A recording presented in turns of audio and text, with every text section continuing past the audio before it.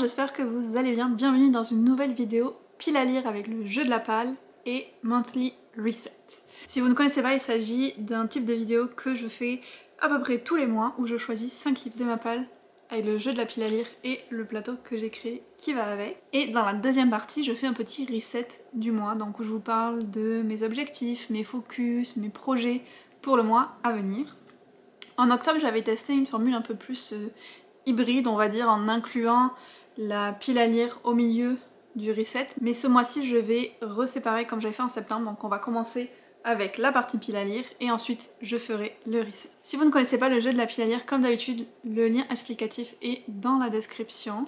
Mais en gros, c'est un jeu de cartes qui vous aide à choisir vos lectures qu'on a créées avec Hélène Illustration et qu'on continue d'agrandir au fil du temps. Comme d'habitude, on va commencer par un petit récap du mois dernier. J'avais ces 5 livres-là à lire et j'en ai quand même lu 4 sur les 5. Donc j'ai lu et adoré Anne de Redmond. J'ai continué les Witch. J'ai lu pour un résultat un peu plus mitigé The Cafe Between Pumpkin and Pie et je vous en parle dans un vlog. J'ai aussi lu Vera Wong's Unsolicited Advice for Murderers qui était cozy mystery ou weird mystery. C'est assez particulier mais au final j'ai quand même apprécié. Et le seul que je n'ai pas lu, c'est The Scarlet Veil. Je l'ai commencé, j'ai lu, je pense, 12 pages. Voilà. Donc, malheureusement, celui-là, je ne le compterai pas. Et on verra d'ailleurs si je le continue ou si je l'abandonne. Pour l'instant, on est un peu sur la sellette. Oui, ça fait 12 pages. Des fois, les décisions se prennent vite. Sinon, pour la première fois durant le mois d'octobre, j'avais un livre aussi pioché dans ma Members Jar où mes Patreons me donnent des suggestions de lecture. Et c'était pour le mois d'octobre Les Thés meurtriers d'Oxford. Et je l'ai lu aussi et j'ai adoré, j'ai vraiment hâte de continuer la série. Donc merci encore Audrey pour la suggestion, c'était une très bonne idée. C'est un bilan du coup qui est quand même assez positif. Alors la Members Jar, pour l'instant je la compte pas dans mes avancées. Donc ça me fait 4 livres de lus, plus 1 de pas lu, donc j'avance de 3. Et ce mois-ci c'est Frodon qui m'accompagne parce que je trouvais plus Galadriel. On reste dans le Seigneur des Anneaux quand même. Je vais donc attaquer le premier lancer de dés. Où est-ce qu'il est mon dé de 8? Je cherche toujours. Ouais. Alors je suis désolée si la luminosité change, mais il fait très moche dehors. Donc je vais essayer de tout allumer. Mais le résultat n'est pas incroyable. On va donc y aller avec le premier lancer. 2. Donc... ça marche pas, hein. A few moments later. Bon, alors petit changement de programme. Galadriel a récupéré sa position parce que je l'ai retrouvée et Frodon ne voulait pas tenir. Donc, comme c'est une case normale, je vais piocher une carte.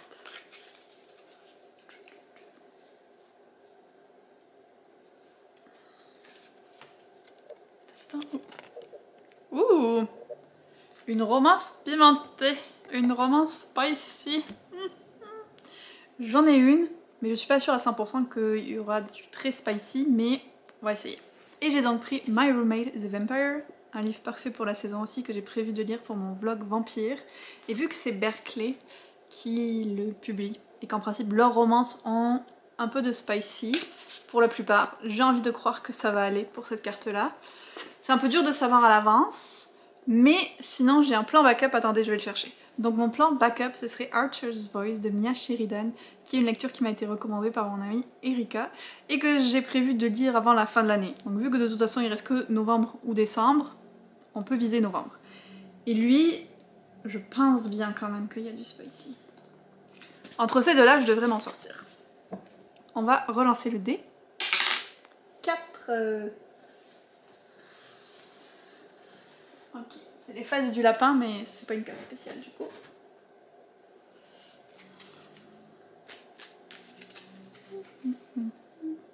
C'est bizarre parce qu'il y a vraiment beaucoup de cartes et j'ai l'impression de toujours tomber sur les mêmes presque. C'est fou. Ouh! Triangle amoureux. Eh ben décidément.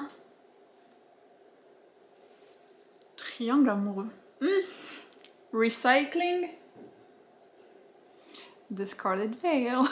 Je le reprends pour cette catégorie-là parce que l'héroïne, Célie, a un fiancé, Jean-Luc.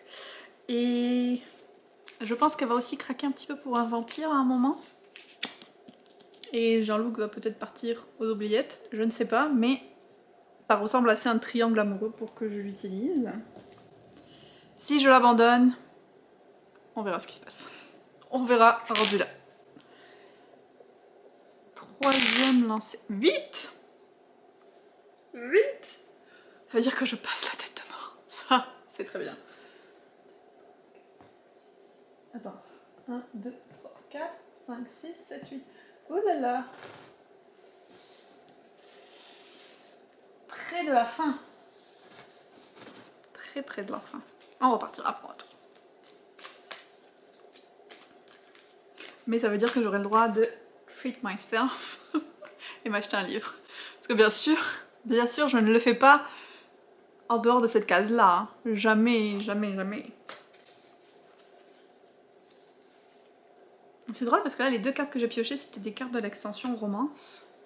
Celle-là, monarchie. Monarchie.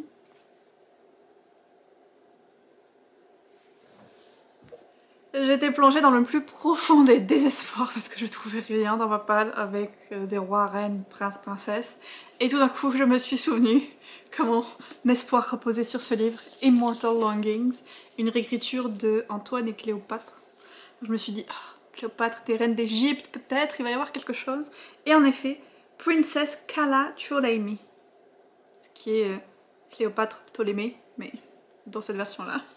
Donc je suis sauvée, il y a une princesse. Je l'avais mis dans la pile à lire du Pumpkin Autumn Challenge, mais un peu bas dans les priorités, mais là du coup, il remonte. Est-ce que je vais réussir à le lire lui aussi? J'ai des doutes, mais on va essayer.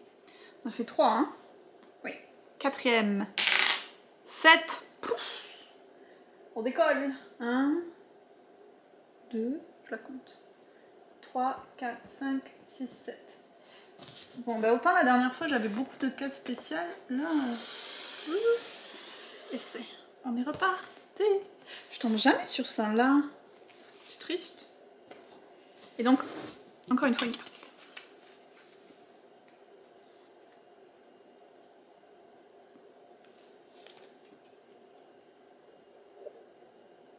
Oh, ça c'est une des OG. Votre plus vieux livre. Non, non, non, je veux pas ça. Qu'est-ce que ça va être? J'ai peur. Je vais regarder sur mon fichier, mais... Oh non. Bon, alors le problème, c'est que j'ai plusieurs livres où je sais pas lequel est le plus vieux. Genre, je sais que je les ai achetés avant 2019, mais je ne suis pas sûre. Mais si je regarde le premier de la liste... Où est-ce qu'il est? Il faut que j'arrive à l'attraper. Donc oui, le premier de la liste. En même temps, je l'ai depuis longtemps, il faudrait que je finisse par le lire. C'est 4.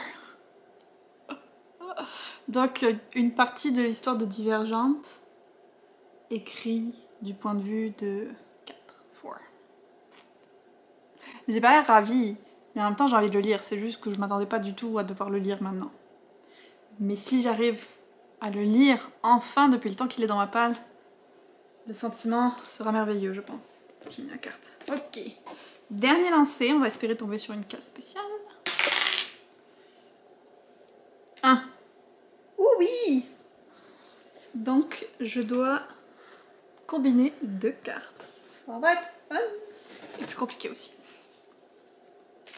Je sais pas si j'étais déjà tombée sur cette case avec vous ou pas. En tout cas, ça doit faire longtemps.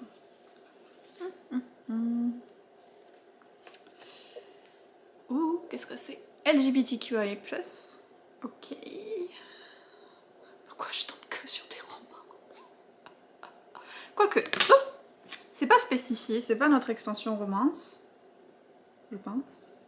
Donc ça pourrait être... Est-ce que c'est notre extension? Non, c'est pas la même couleur. Ça pourrait être juste un livre avec des personnages LGBTQIA+. Ça ouvre un peu plus de portes. Et on va voir d'ailleurs avec la deuxième carte.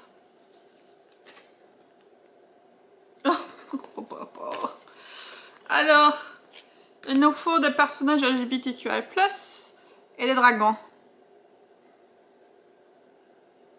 Mais oui, j'ai une idée de génie. merveilleux. C'était merveilleux. Je vais lire Iron Flame, la suite de Fourth Wing. Alors, c'est pas le personnage principal, mais il y a un personnage secondaire, au moins un, en tout cas dont je me souviens, c'est qu'il y en ait plus, qui est bisexuel. Donc, ça fonctionne et il y a des dragons.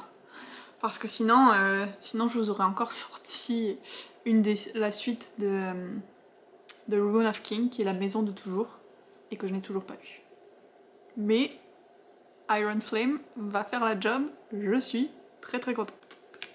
Et donc, je vais en profiter aussi qu'on est dans les livres pour choisir ma deuxième Members Jar. Et d'ailleurs, si jamais vous voulez nous rejoindre, c'est à partir du niveau Mugdoudou. J'adore, un petit jar. On y va, on y va. Clair obscur, recommandé par Marilyn de Lily Haim. On va voir ce que c'est. Connaissant les goûts de lecture de Marilyn, j'ai des chances pour que ça aille vraiment bien comme lecture automnale. Ce serait chouette. Mais voilà pour le choix du mois de novembre. On a donc fini la partie pile à lire et on va pouvoir passer au reset. On est un petit peu plus tard, je vous filme la partie reset après avoir fini les reading sprints que je faisais cet après-midi, donc il y a eu une petite pause, mais ça change rien. Ça m'a laissé le temps en fait de écouter mon livre audio en finissant de planifier le reset que je n'avais pas fait. Donc si on regarde déjà dans un premier temps, un petit rappel du mois d'octobre.